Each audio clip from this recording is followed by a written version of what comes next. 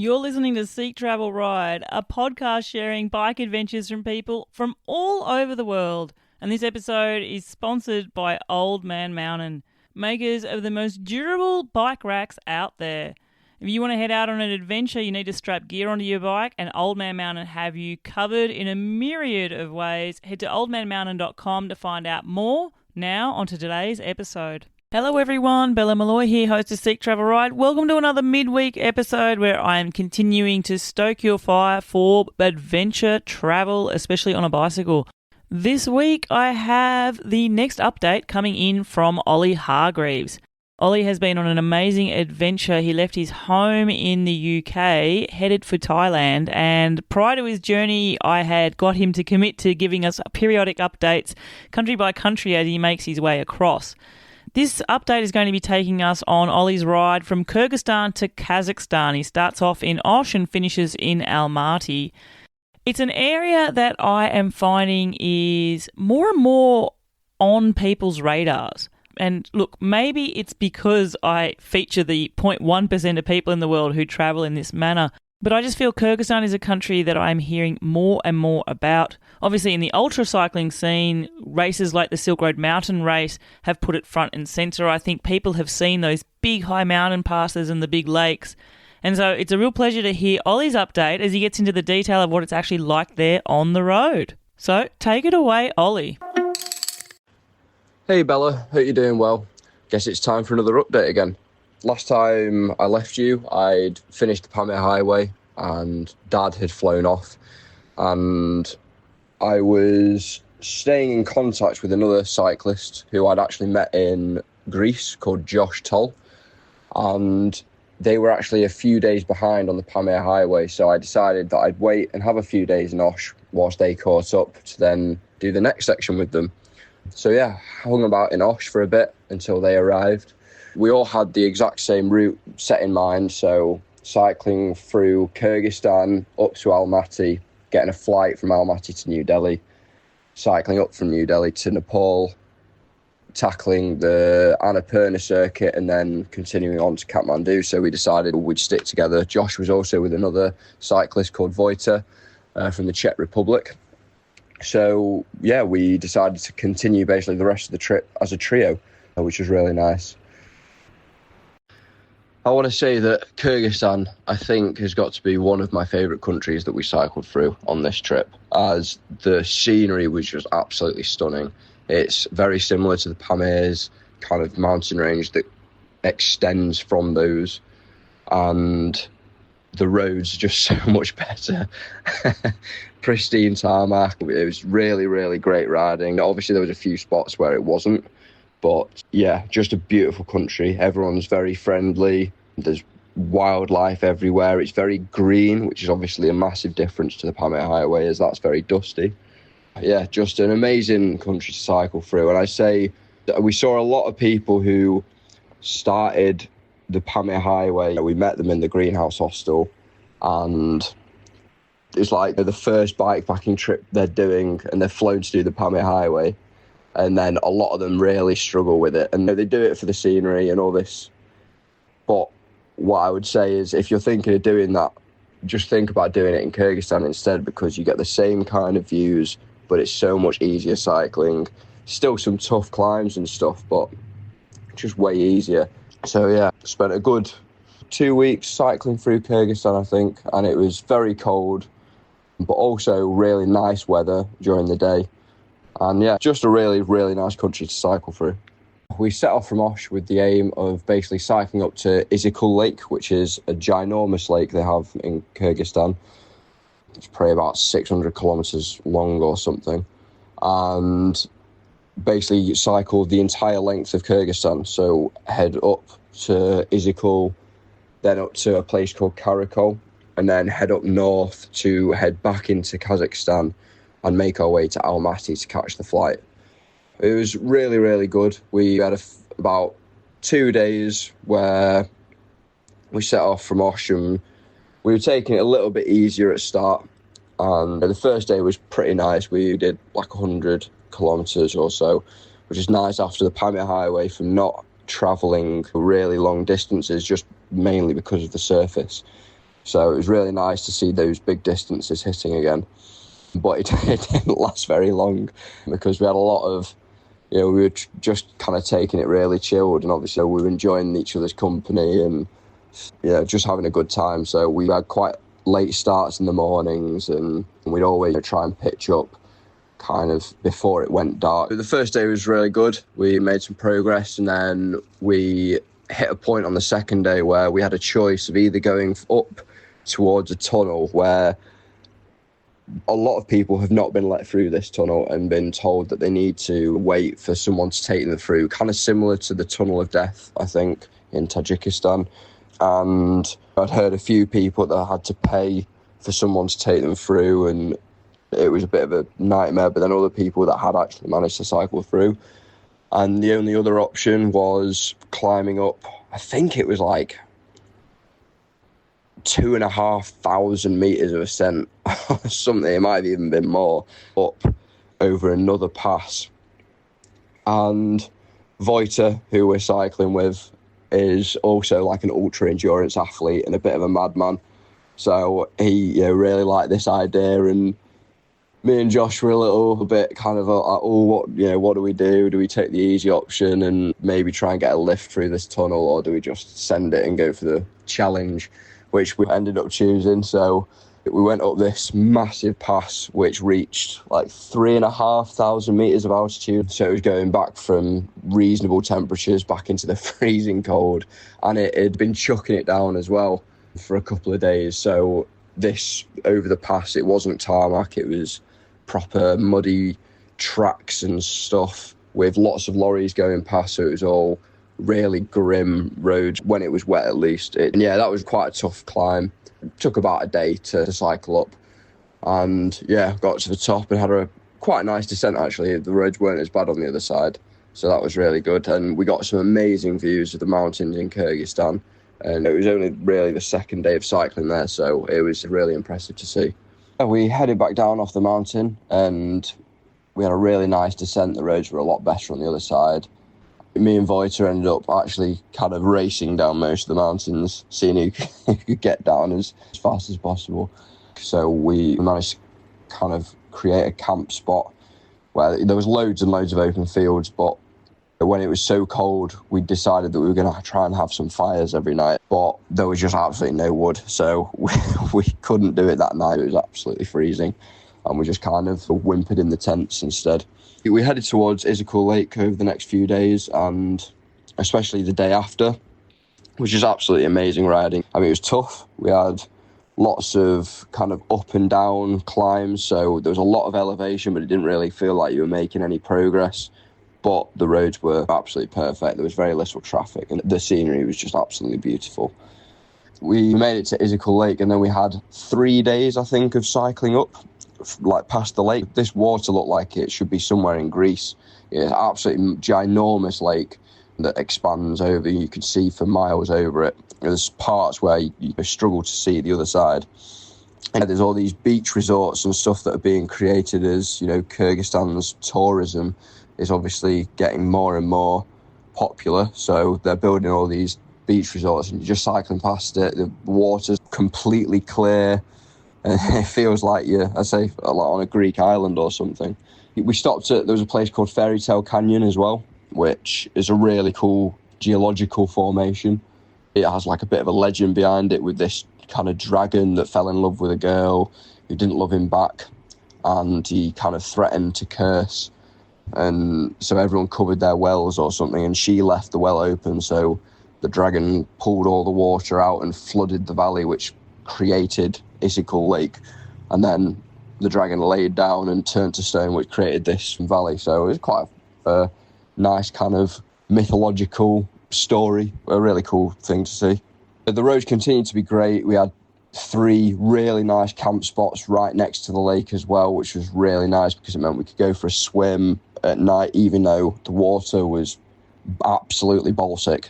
But it was nice to get yourself clean, and then we were having these ginormous fires as well. So you get in, get yourself washed, be absolutely freezing when you're out, but then run up and just kind of huddle around the fire until you dried off. We were making these fires that were so warm that you could see the steam coming off you as you warmed up. But yeah, we cycled for 3 days along this amazing valley alongside the river, the lake, up to Kyrgyzstan Kul, which is one of the biggest cities, I think it's the third biggest city or something in Kyrgyzstan.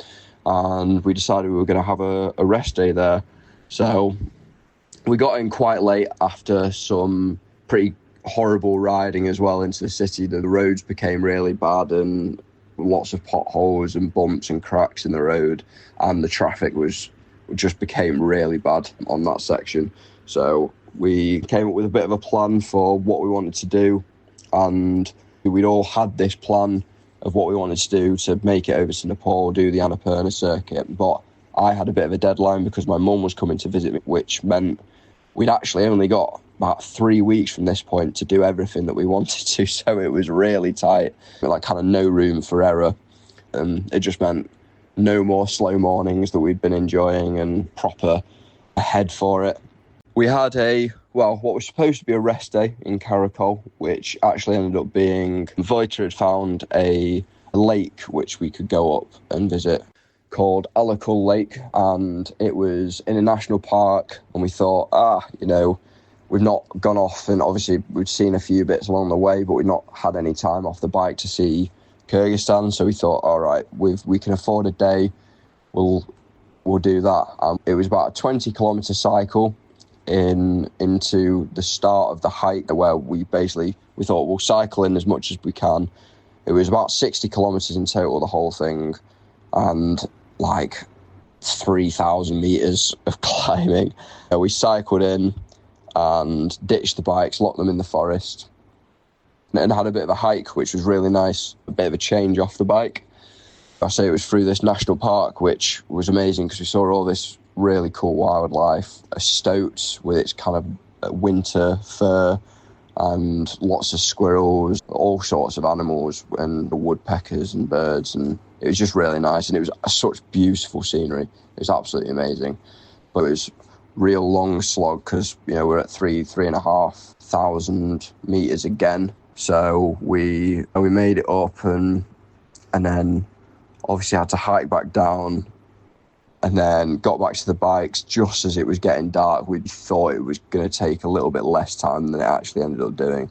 So we got back to the bike, and then we had this horrendous ride back to the hotel or the hostel that we were staying at, all in the dark. And this track was like a jeep track, so it was really rocky, kind of like a riverbed at some points, then really muddy with lots of potholes, lots of like jeeps, higher tracks, really deep ones. It was really difficult to cycle in the lights, let alone on the way back. So anyway, we did that and got back to the place and got everything packed up ready for heading back off in the morning. It was a really nice day off the bike, and say something different. It's a really cool place to go and see as well. So yeah, I say we'd made this plan, a really tight plan to get over to Nepal in time to do the Annapurna circuit before my mum flew out. We set off with the aim of doing a really big day, and I think we planned to do like 180 kilometres or something silly, especially because there was a lot of elevation and some bad roads. And it started off fairly well. It was raining in the morning, which wasn't ideal, but it was that kind of rain where it's just kind of spitting, it's not making you miserable. And we had still pretty good roads, which was nice, until we got to a point where we had to climb over this pass. And as usual, the pass road is not tarmac and really grim roads. And then this storm rolled in out of absolutely nowhere, and it was crazy lightning. It was throwing really thick hailstones at us that were like the size of Maltesers, but not just the occasional one, like it was like a proper hailstorm where it was just sending all these things down at us. And we ended up seeking shelter in like this abandoned kind of hut that we found for a little bit until the worst of it had blown over. Well, so we thought, because we were there for about an hour, and then we set back off, and suddenly it restarted again. And this lightning bolt hit within about 100 metres of us or something, really close, and it sounded absolutely crazy because of how close we were. It was really mental storm that we were going through. Anyway, after that, it kind of rolled over, But because of all the hail, the roads in the top of the pass and stuff had completely filled with like a hail snow blanket. And we cycled through and made our way down, at which point, because of all the wet, all the mud was getting caked onto the wheels again, which is just horrible when it happens because it all gets caught under the brake pads and it starts falling onto the panniers and everything just gets absolutely filthy.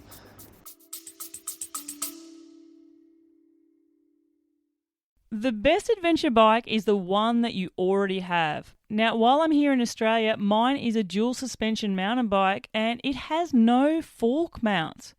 I used to wonder how I would go carrying anything up the front of that bike without risking damaging the fork and the front suspension. That's where Old Man Mountain's axle pack comes in. It has fixed that problem instantly for me.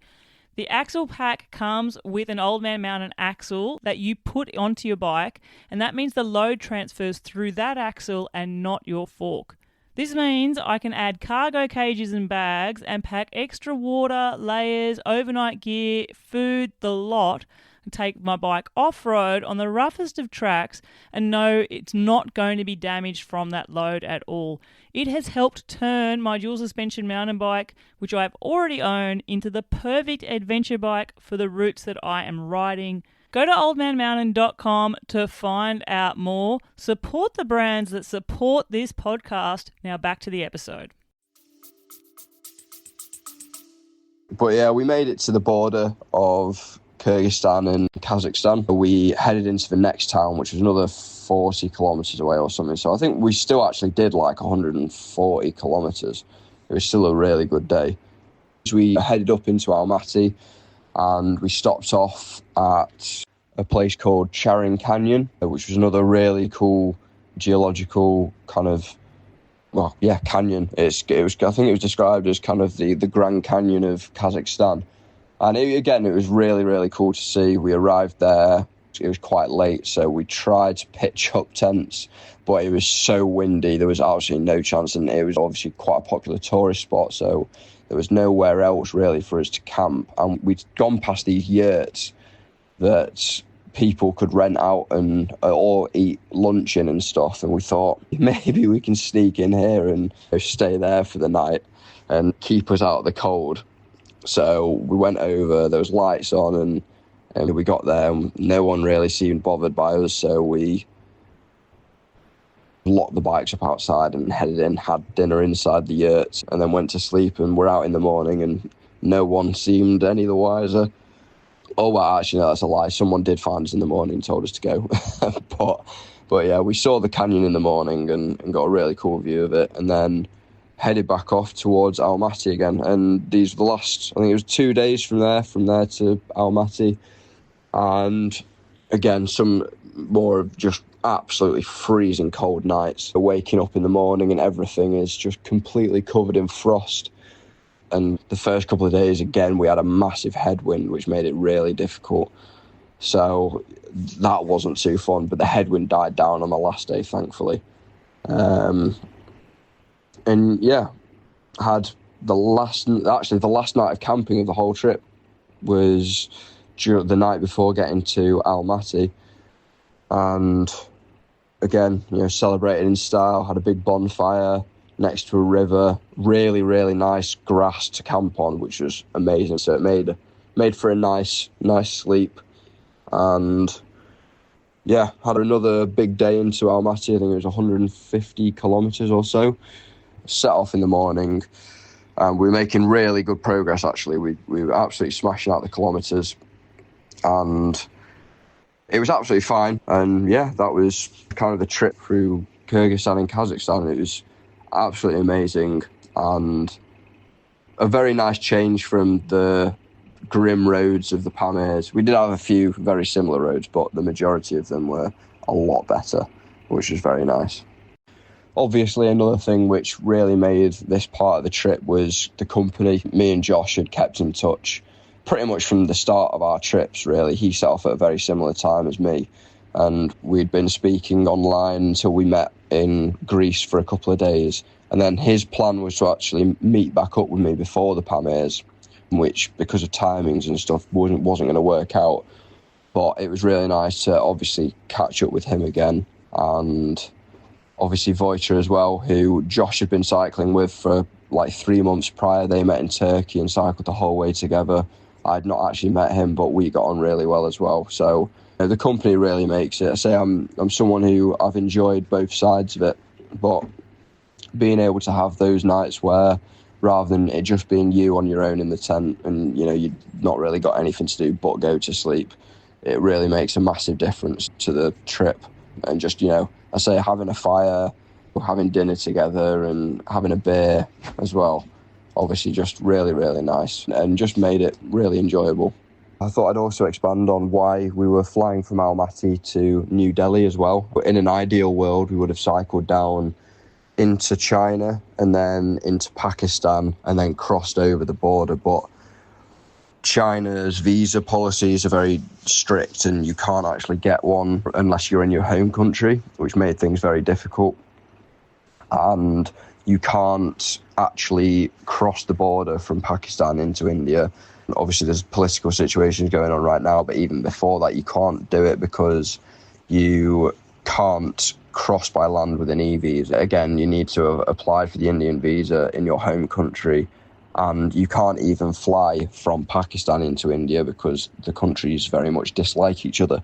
So it made things very difficult, and we decided, the best thing to do was to fly from Almaty to New Delhi, which meant obviously sorting out another bike box and going through all that faff again. But we managed to sort all that stuff out in Almaty fairly easily, which is nice. Really handy having the Yandex app in the Central Asia countries because taxis are so cheap and you can sort out anything through that, which made things very easy with getting the bike boxes to and from places. Thank you so much, Ollie. I have learnt quite a lot about Kyrgyzstan through this update of yours. I think the first thing I want to do is reiterate your very first point, which was how you meet so many people who fly around the world to do the Pamirs as their very first bike adventure, and you actually think that they should maybe rethink and take on Kyrgyzstan instead. I think that's a really interesting, valid point. I've never heard it put to me about that either. I've heard two things about the Pamirs. The high mountains and the scenery and the epicness of the landscapes is one of them. And the other thing is just how hard the riding actually is there, coupled often with altitude and maybe a healthy dash of food poisoning on the side. So to hear you then talk about Kyrgyzstan, it was somewhere which has equally amazing vistas, but the roads aren't quite as brutal on you. I think listeners, maybe take that hot tip from Ollie and if you're thinking about the Pamirs, maybe you do need to be thinking about Kyrgyzstan first, especially if this is your first adventure. The next thing I want to talk about, Ollie, is something you mentioned right at the end there, is how you did this with friends and with company and the benefit of that. And I absolutely love this. It's funny, listeners, just this weekend gone, I released the final episode with Ollie's brother Jamie and his good friend Malachi, and they made great friends in Turkey halfway through their adventures to Australia. And Ollie, I feel like Malachi is your brother now as well. Such is the strength of that friendship bond. And it sounds like you have done something similar there with Josh. And I know in some of your updates previously, you've talked about how great it's been to share so much of this journey with other people. And when you leave home on your own and yet you make these amazing fast friendships with other bike travellers, I imagine those strongs are great. And also going through the hard times, going through an absolutely crazy, nutty hailstorm in the middle of the high mountains, sheltering in a hut, or camping by a lake after a really big day and having a bonfire and having some campfire chats and some ice-cold swims and, a beer together or something like that. I think they're the shared memories and experiences that you will think fondly of in decades to come. And there is such a power in sharing experiences as well. I'd love to know from listeners how many people have started out on a solo journey and then made amazing friendships along the way, people that you maybe still keep in touch with to this day, and you've got those shared experiences together as well. The big high lakes in Kyrgyzstan, wow, they sound absolutely amazing. Just absolutely mega. And like you said, water like you'd imagine in the Mediterranean, in Greece or something. And it's interesting to also hear how you're saying that it is getting a little bit more touristy, which goes back to my first point of I think Kyrgyzstan is on the precipice of just exploding. Maybe that is an adventure travel mindset. It has to be an adventure travel mindset, but I feel more and more people are discovering Kyrgyzstan, which listeners, I think, if you're umming and ahhing about going, I think go sooner rather than later before it all perhaps dramatically changes as well. But it sounded like this section was a heap of fun, Ollie, and you had the best of the vistas, all those landscapes, even with the really, really hard mountain passes and the very challenging road conditions. I can just imagine what that mud would have been like with the rain. It really brings you to a standstill. And I always think, just practically, everything gets so mucky and so dirty. Blah! But it sounds like you absolutely love your time in Kyrgyzstan. And I'm going to be interested to hear all about your next update in the weeks to come. So listeners, keep an eye out. And I've got links in the podcast show notes to Olly's social media so that you can see what he's up to now. Okay, listeners, now it's time for me to shout out you, my amazing and incredible super fans who have gone above and beyond and bought me some virtual coffees. These coffees go towards the running cost of hosting and producing this podcast and keep the show rolling for us all. I'd like to say thanks to Scott Diamond, who says, along with Hines, I'm also a big fan of Ali Denim. I feel like he's cloned to some extent. I often go to his site, purchase whatever he's recommending. Of course, I'm not as accomplished like him, but it was such a fun interview. Thanks for bringing it to me. Well, thank you, Scott. Ali Denham, for those of you who don't know, he runs the account Cycling About and the website Cycling About. Ali has been full-time on the road for now, I don't know, it must be 13 or 14 years. I interviewed him about a year and a half ago. He's currently with his partner, Laura, making his way slowly and steadily through the continent of Africa. He's definitely one that you want to keep an eye on. And Scott, I'm really glad that you loved my interview with Ali there as well. And next, I have Susie Alexander Art.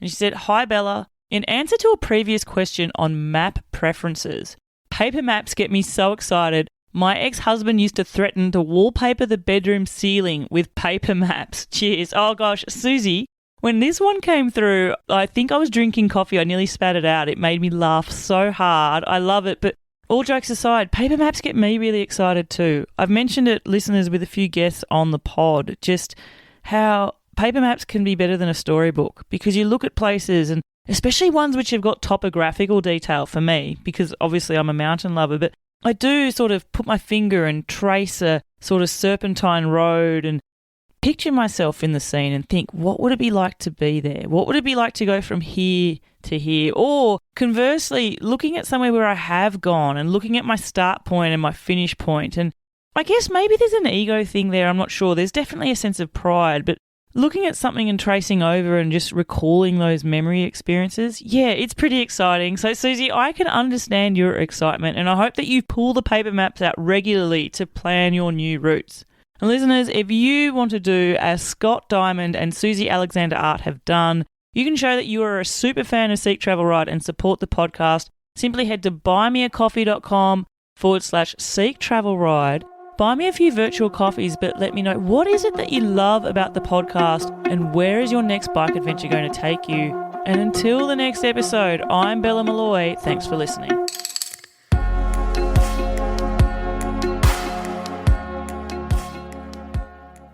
Listeners, that's the end of the episode. Don't forget to check out our sponsors, Old Man Mountain. They have a bike rack solution for every type of bike. Personally, their axle pack mount have helped turn my dual suspension mountain bike into the perfect adventure machine. Head to oldmanmountain.com to check it out and start planning your next bike adventure.